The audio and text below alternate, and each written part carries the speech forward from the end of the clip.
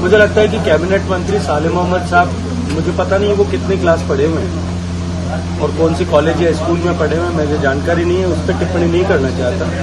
लेकिन इतना अवश्य कहूंगा कि उनको संविधान एक बार पढ़ना चाहिए। भारत में जल की व्यवस्था, प्रबंधन, ये सब राज्य सरकार का विषय है और राज्य सरकार को ही करने का दायित्व भी और अधिकार भी है। भारत सरकार ने नरेंद्र मोदी जी के नेतृत्व में जल जीवन मिशन में 40,000 करोड़ रुपए का एलोकेशन अब तक किया है।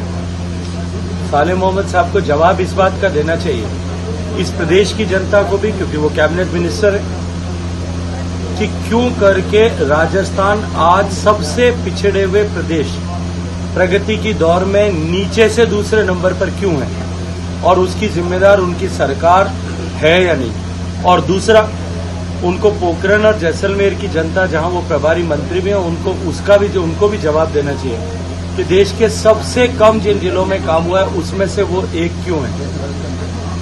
उनको इस बात का जवाब भी इस क्षेत्र की जनता को देना चाहिए कि क्यों करके पानी जैसे विषय को, जहां नरेंद्र मोदी जी ने बिना किसी राजनीतिक भेदभाव के, मजहब, धर्म, संप्रदाय और बिना किसी वोटों की गणित के आधार पर भेदभाव किए हुए हर घर तक पीने का पानी पहुंचाने का संकल्प था, यहां टैंकर पहुंचाने से लेकर के और पाइपलाइन डालने में ये भेदभाव क्यों किया जा रहा है।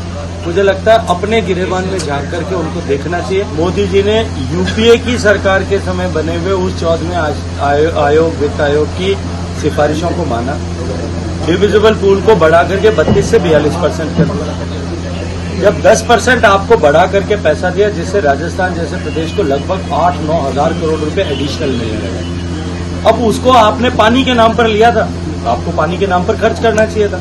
वो करने के बजाय उसको आप जो है अलग अलग विषयों पर खर्च करके फिर भारत सरकार से मांग रहे, तो ये बिल्कुल सर्वथा अनुचित। जब देश की सारी राज्यों की सरकार है, चाहे उत्तर प्रदेश है, चाहे बिहार है, चाहे आंध्र प्रदेश है, तेलंगाना है, मध्य प्रदेश है, सारे बड़े प्रदेश काम कर रहे हैं, केवल राजस्थान सरकार ही क्यों नहीं कर रही?